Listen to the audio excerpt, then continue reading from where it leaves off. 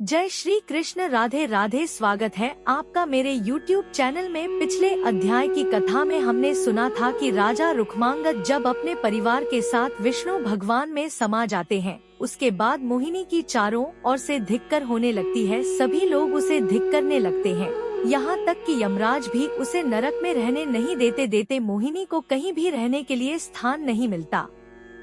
तब वह ब्रह्मा जी के पास जाती है और वहाँ जाकर अपनी समस्या बताती है और कहती है, हे ब्रह्मा जी, यदि आप मुझे श्राप देने वाले उस ब्राह्मण को प्रसन्न कर ले तो मेरी सद्गति हो सकती है। स्कंद जी कहते हैं, हे ऋषियों, तब लोक पिता में ब्रह्मा जी, भगवान शिव, देवराज इंद्र, धर्मराज जी, सूर्यदेव और अग्निदेव आदि देवेश्वर और मुनियों को साथ लेकर उपयुक्त बातें कहने वाली मोहिनी को आगे करके उस ब्राह्मण के पास गए। वहां जाकर देवता आदि से घिरे हुए स्वयं ब्रह्मा जी ने बड़े गौरव से उन्हें नमस्कार किया। यदि ब्रह्मा जी भगवान शिव आदि देवताओं के लिए भी पूजनीय और माननीय है, तथापि मोहिनी के स्नेह के कारण उन्होंने स्वयं ही नमस्कार किया। हे ऋषियों, जब तीनों लोकों में असाध्य अथवा महान कार्य प्राप्त हो जाए, तब बड़ों के द्वारा छोटों का अभिवादन दूषित नहीं माना जाता। वे ब्राह्मण देवता वेद वेदांग के पारदर्शी विद्वान और तपस्वी थे। लोग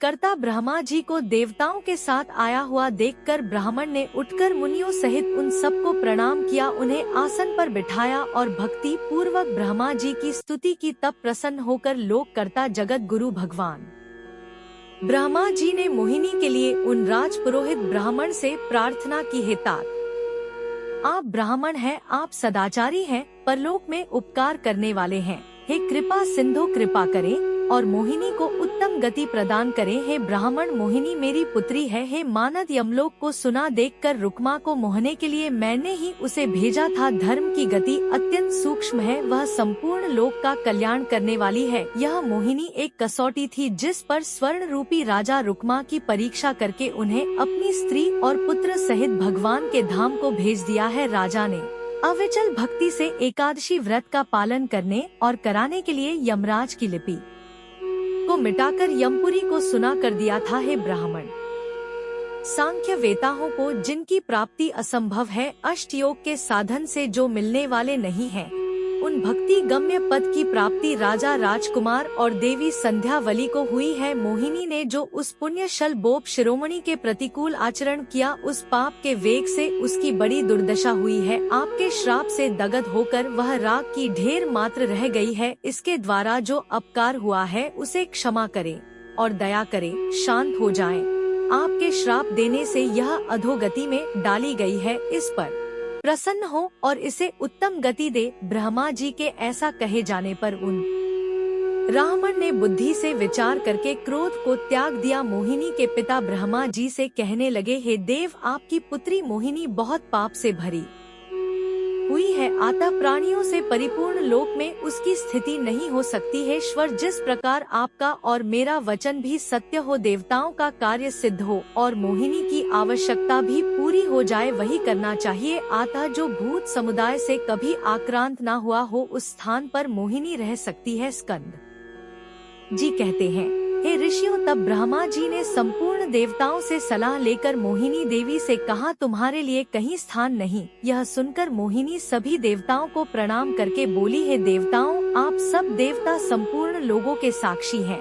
पुरोहित जी के साथ आप लोगों का 100 से 100 बार प्रणाम करके मैं हाथ जोड़ती हूँ। आप प्रसन्न हृदय से मेरी याचना पूर्ण करें, मुझे यह स्थान दे जो सबके लिए प्रतिकारक हो। दूसरे को मान देने वाले महात्माओं, किसी दोष से दूषित एकादशी का दिन जिस प्रकार मेरा हो जाए, कुछ ऐसा करें। यही मेरी याचना है, इसे आप अवश्य ही पूर्ण कर दें। यह मांग मैंने सर्वार्थ सिद्धि के लिए की है। तब सभी देवता बोले, हे मोहिन, निश्चित काल में जिसका दशमी से वेद हो, वह एकादशी देवताओं का उपकार करने वाली है और सूर्योदय में दशमी से वेद होने पर वह असुरों के लिए लाभदायक होती है। यह व्यवस्था स्वयं भगवान विष्णु ने की है। त्रयोदशी में पारण हो तो वह उपवास व्रत का नाश करने वाला होता है। वैष्णव शास्त्र में जो 8 महादवादशियां बताई गई हैं, वे एकादशी से भिन्न है। वैष्णव लोग उसमें उपवास करते हैं। वैष्णव महात्माओं का एकादशी व्रत भिन्न है। दोनों पक्षों में वह नित्य बताया गया है। विधि पूर्वक करने पर वह 3 दिन में पूरा होता है। एकादशी के पहले दिन सायकाल का भोजन छोड़ दे, दूसरे दिन प्रातःकाल का भोजन त्याग दे।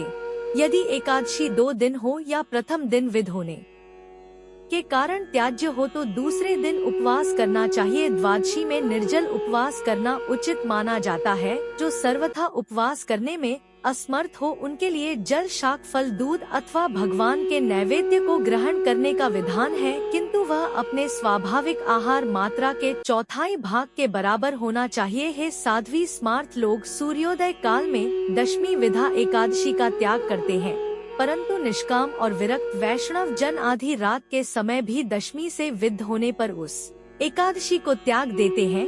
संपूर्ण लोकों में यह बात विदित है कि दशमी यमराज की तिथि है। हे अंगे, उस दशमी तिथि के अंतिम भाग में तुम्हें निवास करना चाहिए। तुम दशमी तिथि के अंतिम भाग में स्थित होकर सूर्य और चंद्रमा की किरणों के साथ संचरण करोगी। अब तुम अपने पाप का नाश करने के लिए पृथ्वी पर सब तीर्थों में भ्रमण करो। अरुणोदय से लेकर सूर्योदय तक का जो समय है उसके भीतर तुम व्रत में स्थित होकर एकादशी का फल प्राप्त करो। जो कोई भी मनुष्य तुमसे एकादशी का व्रत करता है वह उस व्रत के द्वारा तुम्हें लाभ पहुंचाने वाला होगा। चाहिए रात और दिन की पृथक पृथक 15 मुहूर्त माने गए हैं। दिन और रात्रि की छोटी बढ़ाई के अनुसार त्रैराशिक की विधि से रात या दिन जहां अरुणोदय का समय 2 मुहूर्त तक के मुहूर्त को समझना चाहिए। रात्रि के 13वें मुहूर्त के बाद तुम दशमी के अंत भाग में स्थित होकर उस दिन उपवास करने वाले लोगों के पुण्य को प्राप्त कर लोगी। है शतस्मते, यह वर पाकर तुम निश्चिंत हो जाओ। मोहिनी, जो व्रत करने वाले लोग तुमसे विद्ध हुई एकादशी का व्रत यहाँ करेंगे वह उस व्रत से जो पुण्य प्राप्त होता है उस फल को तुम्हें दे देंगे। ब्रह्मा आदि देवताओं के द्वारा इस प्रकार आदेश प्राप्त होने पर मोहिनी बहुत प्रसन्न हुई। अपने पाप को दूर करने के लिए तीर्थ सेवन की आज्ञा मिल जाने पर उसने अपने जीवन को कृतार्थ माना है। ऋषियों, ऐसा सोच हर्ष में भरी हुई मोहिनी देवताओं और पुरोहितों को प्रणाम करके सूर्योदय से पूर्ववर्ती दशमी के अंत भाग में स्थित हो गई। मोहिनी को अपनी तिथि के अंत में स्थित देखकर सूर्य पुत्र यम का मुख प्रसन्नता से खिल उठा और वे बोले, हे चारु लोचने, तुमने इस लोक में मेरी फिर से अच्छी प्रतिष्ठा कर दी। राजा रुक्मा के मतवाले हाथी पर रखकर जो नगाड़ा बजाया जाता था वह तो तुमने बंद ही करा दिया। यह दशमी तिथि यदि सूर्योदय काल का स्पर्श करे तो सदा निंदी मानी गई है। यदि दशमी से उदय काल का स्पर्श न हो तो भी अरुणदलपेट उस दशमी को त्याग करके व्रत करने पर मनुष्य को प्रिय वस्तुओं का सहयोग और भोग प्राप्त होता है। ऐसा कहकर यमराज प्रसन्नता पूर्वक ब्रह्मा कुमारी मोहिनी को प्रणाम करके देवताओं के साथ अपने चित्रगुप्त जी का हाथ पकड़े हुए स्वर्गलोक को चले गए। देवताओं के चले जाने पर मोहिनी ब्रह्मा जी से बोली, पिताजी, मेरे इन पुरोहित ने क्रोध पूर्वक मेरे शरीर को जला दिया है, मैं पुनः उसे प्राप्त कर लूं। अब ऐसा प्रयत्न करे। मोहिनी का वजन सुनकर लोक सृष्टा ब्रह्मा जी पुत्री के हित के लिए ब्राह्मण देवता को शांत करते हुए बोले, हे दात, मेरी बात सुनो। हे महाभाग्य कहता हूँ, हे मानत, तुमने क्रोध से मोहिनी को भस्म कर दिया। अब यह पुनः अपने शरीर की याचना करती है। आता कोई आज्ञा दो। हे दात, मेरी पुत्री और तुम्हारे यजमान होकर यह दुर्गति में पड़ी है। तुम्हारा और मेरा कर्तव्य है कि इसका पालन करें। हे मानद, यदि तुम शुद्ध भाव से मुझे आज्ञा दो तो मैं इसके लिए पुनः नूतन शरीर उत्पन्न कर दूंगा, किंतु यह एकादशी से वैर रखने वाली होने के कारण पाप चारणी है। हे विप्र, जिस प्रकार यह पाप से शुद्ध हो जाए अब वही उपाय करो। ब्रह्मा जी का वचन सुनकर राज पुरोहित ने अपनी यजमान पत्नी के शरीर की प्राप्ति के लिए प्रसन्नता पूर्वक आज्ञा दे दी। ब्राह्मण का अनुमोदक वचन सुनकर लोक पिता ब्रह्मा जी ने मोहिनी के शरीर की राग को कमंडल के जल से सींच दिया। लोक कर्ता ब्रह्मा जी की सींच से ही मोहिनी पूर्ववत शरीर से संपन्न हो गई। उसने अपने पिता ब्रह्मा जी को प्रणाम करके नतमस्तक हो पुरोहित वसु के दोनों पैर पकड़ लिए। इससे पुरोहित वसु प्रसन्न हो गए। उन्होंने पति और पुत्र से रहित संकट में पड़ी हुई विधवा यजमान पत्नी मोहिनी से कहा, है देवी, मैंने ब्रह्मा जी के कहने से क्रोध को त्याग दिया। अब तीर्थ स्थान पुण्य कर्म से तुम्हारी सद्गति कराओ। मोहिनी से ऐसा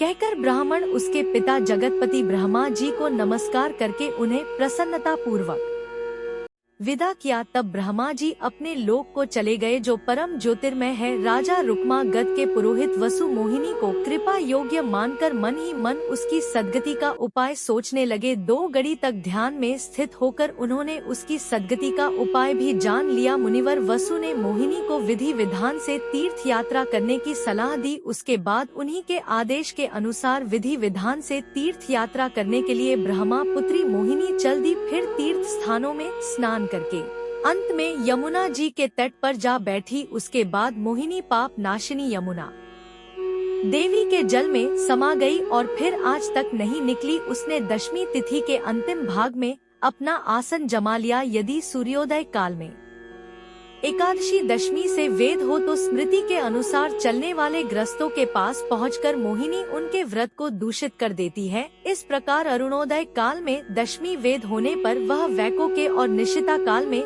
दशमी से वेद होने पर वैष्णव के निकट पहुंचकर उनके व्रत को दूषित करती है। अतः ब्राह्मणों, जो मनुष्य मोहिनी के वेद से रहित एकादशी को उपवास करके द्वादशी को भगवान विष्णु की पूजा करता है, वह निश्चित ही वैकुंठ धाम में जाता है। इस तरह से यह संपूर्ण एकादशी चरित्र मैंने तुम्हें सुना दिया। इसमें पद पद पर मनुष्यों के लिए भगवान श्री हरि की भक्ति का साधन है। जो मनुष्य भक्ति भाव से इसका श्रवण करता है वह श्री हरि की कृपा से वैकुंठ धाम को जाता है। बोलिए कृष्ण भगवान की जय हो, विष्णु भगवान की जय हो। कथा अच्छी लगी हो तो कमेंट बॉक्स में राधे राधे जरूर लिखें और अगर कोई गलती हो तो कृपा करके मुझे क्षमा कीजिए और मेरी गलती मुझे कमेंट बॉक्स में जरूर बताएं। तो फिर से बोल दीजिए राधे राधे।